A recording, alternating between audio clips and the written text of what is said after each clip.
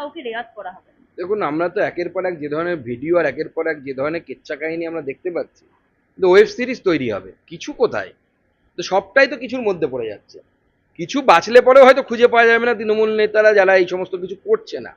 প্রত্যেকটা কলেজে এরকম এক একটা করে মাফিয়া তৈরি হয়েছে তৃণমূল ছাত্র পরিষদের, এবং তারা মমতা বন্দ্যোপাধ্যায়ের নাম নিয়েই সমস্ত কিছু করছেন, মমতা বন্দ্যোপাধ্যায়ের ছবির সামনে এই সমস্ত কিছু করছে।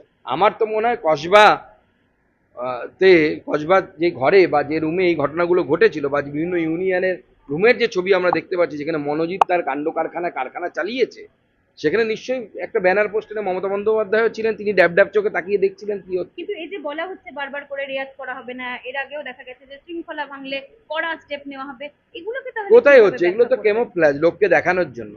হাতির দাঁত দু রকমের হয়, শুনেছেন না?